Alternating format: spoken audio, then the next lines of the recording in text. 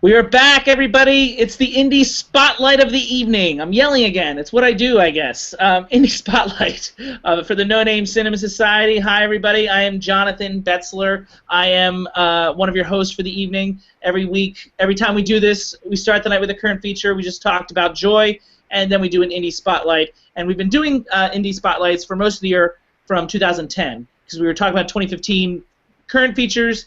You know, and so we're going back 5 years and looking at indies from 2010. So this will be our last indie from 2010, I suspect.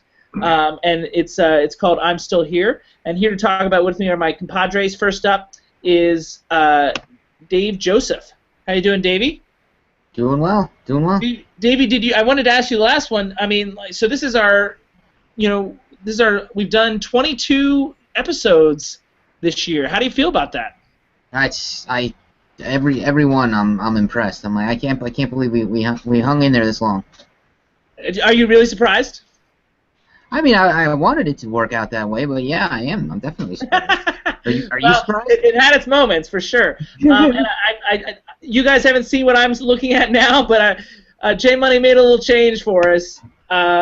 He's getting into the spirit. Of things here. How you doing, JM, as the case may be? All right, it's gonna be a long show. So the trivia answers. If you looked on our Facebook page and we offered this trivia question, is in today's indie, this indie talks at length about the indie that we talked about in not at length, but has a scene that discusses the indie that we talked about in episode 19.2. That indie was Greenberg, and in the movie I'm Still Here, Ben Stiller has a cameo, and they discuss Joaquin Phoenix actually playing the Rhys Ifans role in Greenberg. Jokingly, I mean, like, it's not he wasn't really up for that role, but it was just a scene that they staged for the movie. And the second piece of trivia from the broadcast that I gave last time is this week's indie features someone that was in my film Homecoming, and that is Matt Mayer, who played one of the office guys in Homecoming. J Money, do you recognize him in I'm Still Here? He was the main character, right? No. No. Is this what the whole show's gonna be like? No. Who was he? He played himself. He played Matt. Which guy was that? In the scene with when he first raps, like he raps. Joaquin Phoenix raps to him on the street. Oh yeah. Okay. And he's in the background of a lot of other scenes, but anyway. Oh, that's cool. I appreciated his performance. As himself. Yeah, he seemed believable. It's gonna be a long show, like I said, everybody. Oh, there it is. It's appropriate, I think. Yeah. No, well, I mean, we'll see. All right. So some of you may recall Joaquin Phoenix's infamous Letterman appearance when he seemed high and on drugs. I'm picturing it here. And it was shortly after he announced his retirement from acting and his pursuit of a rapping career. And it was. I remember seeing it, and like everyone just assumed that he'd gone off the rails, and a lot of people have gone off the rails. So it was seemingly for real. And then in 2010, this documentary came out about that journey, which, as it turns out, the documentary doesn't say this, but it becomes clear that it was all part of an elaborate hoax staged for the purposes of this movie, which isn't really a documentary at all. It's actually. These are actually scenes, except that when they put him in public, these are actually scenes that they stage, and Casey Affleck had dialogue for the actors to read. It was basically a regular movie, a mockumentary, if you will. So this is my submission. I'm recommending this movie as the last 2010 movie that we talked about, and I rewatched it today, and I'd seen it, back when it first came out. I have mixed feelings about the hoax aspect of it. Obviously, when you mislead the public in this way, like, there's some ethical questions that we can talk about if you want. But overall, I feel like the critics were so angry about that they missed the point, and they missed the boat on this movie, which I think is important and special. I don't think there's anything like it. I personally feel like it is one of the greatest acting achievements that we've seen in a long, long time. And because of it's in the framework of this mockumentary, I don't know if it's truly appreciated. I also think in its own way, it's a bit of performance art, far more self-aware than anything Shia LaBeouf did. We did a segment on Shia LaBeouf not too long ago. I think it's funny, and I also think that it is satirical look on the excesses of fame. And I don't think Joaquin Phoenix is really like he is in the movie, or like J Money is playing right now. I think it's a satirical look at the excess of fame. I also think it's an interesting look at the potential artifice of the documentary format, because there were people that bought into it, and I think that was part of the outrage when it first came out. Is people felt fooled. They did a good enough job. There was rumors going around that it was a hoax, but they did a good enough job of convincing people. And again, that speaks to Joaquin Phoenix. That I think that's what upset people. So that's my submission. That's why I like this movie, and that's why I'm recommending it for y'all to watch. But that's why I recommend it to these guys. Had you guys seen this movie before I recommended it for this? I had not. I had not either. All right. So J Money, you're first. Opening thoughts. I will keep it simple and just say it was interesting. Well, I imagine we'll get more into that. David? Torture? I think torture is a good word. Really? Davey, yeah. I'm surprised. Here's the deal. I was interested. Tell me the deal. I was interested in this when the Letterman thing happened, and I had heard that he had quit acting and was gonna become a hip hop artist. And then when the movie came out, I heard that it was a hoax, and then I was over it. I think it's an amazing joke. I think that for him to do what he did is an incredible thing, and I really respect Affleck and Phoenix. But I think once the cat's out of the bag, it's Affleck. It's not a duck. Just for their benefit. Yeah, I'm not the most articulate.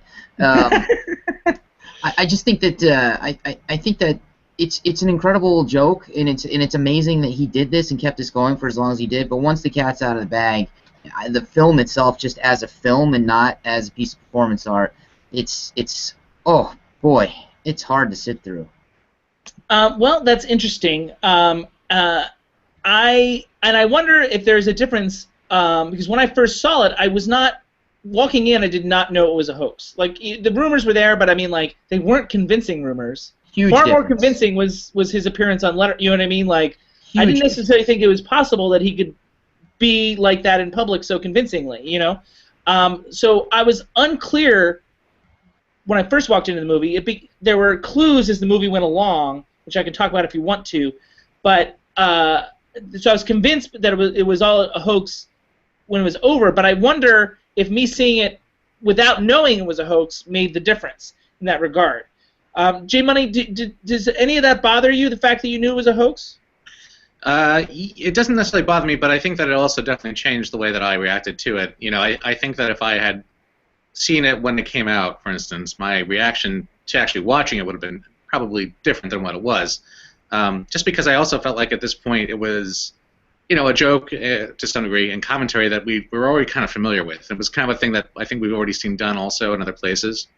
I mean, I feel like there's nothing like this movie. I feel like it's entirely unique. As a project, there's nothing else like this movie, certainly. But the messages themselves were not. I want to look back and say that I think that for me, whether or not I like this movie kind of depends on the context I'm going to view it through. If I look at it as a like mockumentary that's supposed to be kind of a joke or a hoax, then I don't like it because I don't think it's actually very funny at all.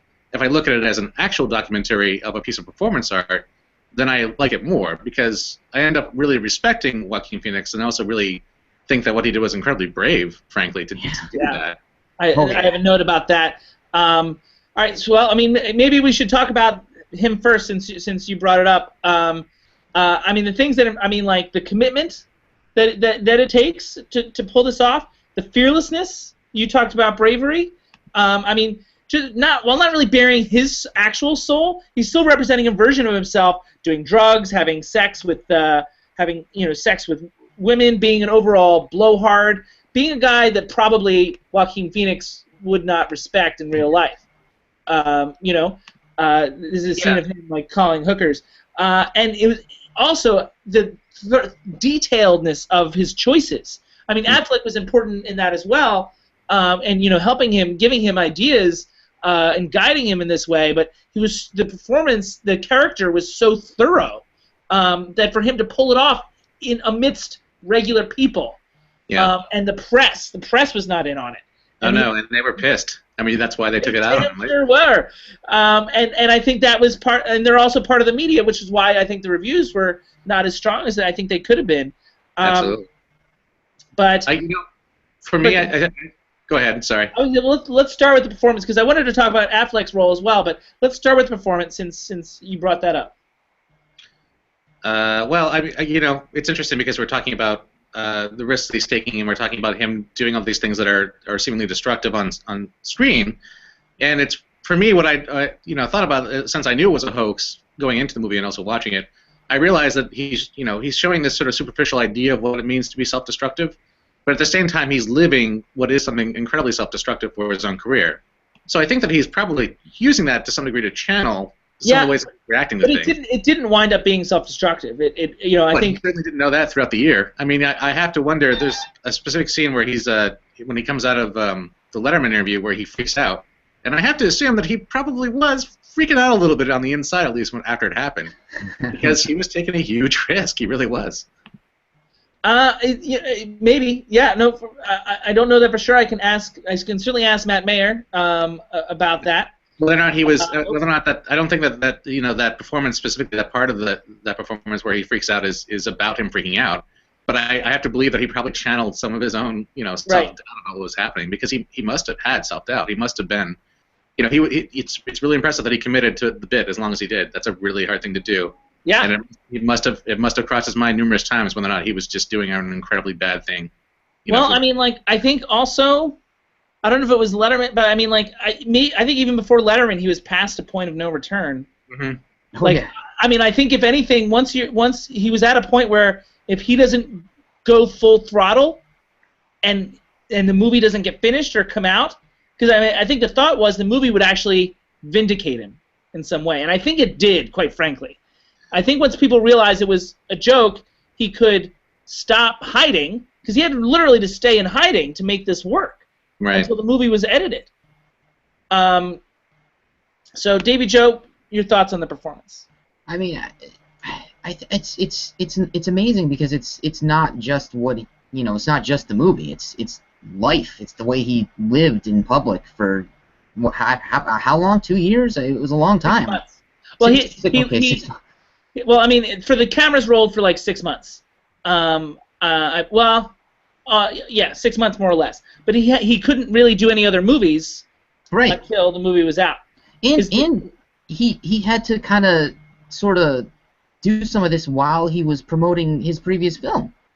The filmmakers for Two Lovers were not pleased. Yeah, understandably. Understandably, they were not pleased. But I mean, his publicist makes the point that they probably got more press than they otherwise would have. It's hard to argue. The publicist making the argument that all publicity is good publicity. Yeah, but it was dangerous to screw them. I mean, it really was. Who knows what that could have happened with that relationship ultimately? Well, I mean, luckily both films had the same distributor. Yeah. And he has since done another film for James Foley. The Immigrant came out not last year, but the year before, I think. Sure. So he's worked with that filmmaker again. And so I don't know how Gwyneth Paltrow feels about the whole thing, but in Two Lovers is a good movie. I mean, if we went back 6 years, I'd recommend that one. Two Lovers is a really good indie movie. Huh. Have you guys seen Two Lovers? I haven't. No. I haven't. He's amazing in that too. He's so good. He's such a good actor. Yeah.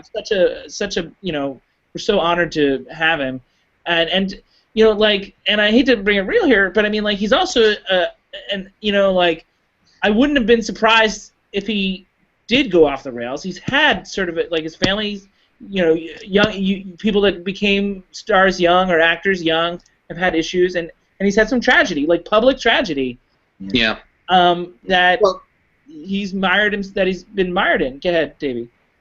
No, I like I said, this is it's kind of a It's kind of an Andy Kaufman going into wrestling kind of thing. But on a grander scale, is it not? Oh, no, I don't think it's grander. I mean, Letterman. Well, I mean, like the Kaufman thing was like, I mean, the social media was not what it is today. That, you know what I mean? Like, no, but true. But that's back when wrestling was real. You got to remember.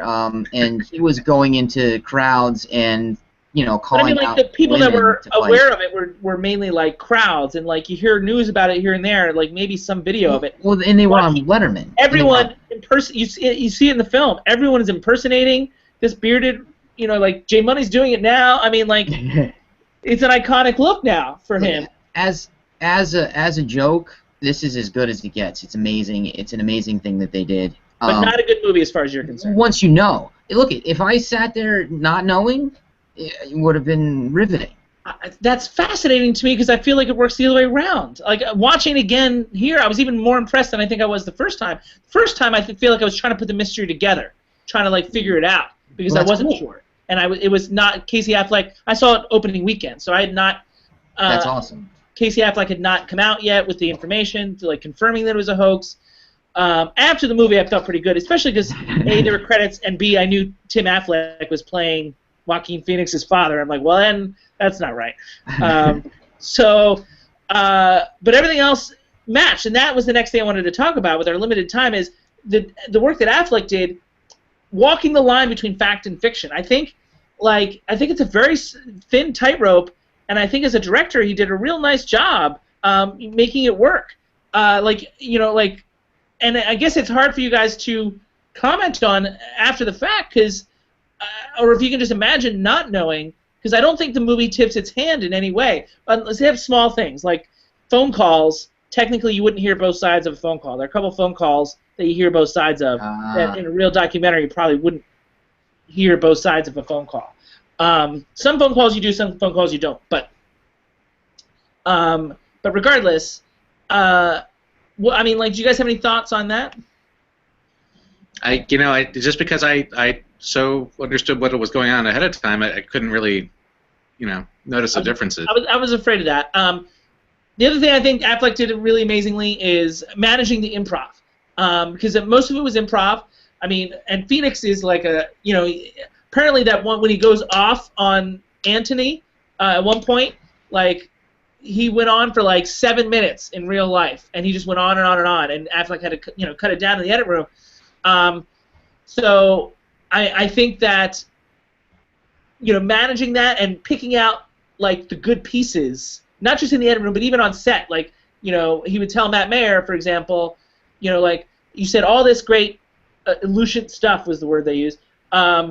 You said all this stuff, and just say this part that doesn't sound as intelligent. You know what I mean? And I think that's really smart because it helps to make it feel more real and more, like it's happening in the moment. So, like, he was constantly, like, finding those moments that felt sloppier in a way to make it feel, I'm foaming at the mouth, I'm getting so excited, sloppier in a way to make it feel more real. I also think that some of his camera angles were inspired in, like, they looked really interesting, but also didn't tip the hand that they were staged. JB, I guess I feel like everything you're saying, it seems like this is really a movie that's made for movie makers more than maybe just general audience. That's interesting. I also thought the editing was really good. Dodie Dorn, the editor, also edited Terminator 2, Memento, and also Fury, my #1 movie from last year. Dodie Dorn, and like she was a big time editor. She worked on this movie, and I think like the comic timing of her editing is really really strong. Like finding those moments, and then I don't know. I thought it was really funny, and I thought the editing had a lot to do with it. But I feel like I'm going on, and you're saying that being on the inside makes me appreciate it more. Well, it seems to me like first off, I know that you approach filmmaking from a really performance-driven part of it, and I think that's why you can dissect this a lot easier. Because it really is about this one actor's choices, And I understand why that in and of itself is very compelling. It's just that, from my point of view, as somebody who's just watching a movie, it just wasn't a very compelling movie to me. It just wasn't very compelling to actually to see it unfold because I knew where it was going to go, and the jokes, or at least the intention of the jokes, all felt kind of like, obvious, and it was basically just him kind of freaking out, and that's fine in a sense, because I really appreciate the long view on this thing, but I didn't really enjoy the process of watching it. I'm a little surprised. I'm not as surprised with Dave. I mean, I'm surprised at the strength of Davy Joe's animosity, but I thought you'd be more on board with me on this one. Wait, me or David? Yeah, me. you did, Manny. Sorry. Real quick, we don't have a lot of time, unfortunately, but what do you think about that postulate I made in the beginning, that this is about the excesses of fame and the artifice of the documentary art form? Those sort of two separate but ideas. Like, am I off base, or what? No, that's absolutely true. Okay, and is it successful in that regard? Would you say this film? Again, for me, it's like successful as a project about that. So yes, that's what I was saying before. If I review this as a piece of performance art or as a documentary about the process of what we're talking about, then yes, I think it's absolutely successful.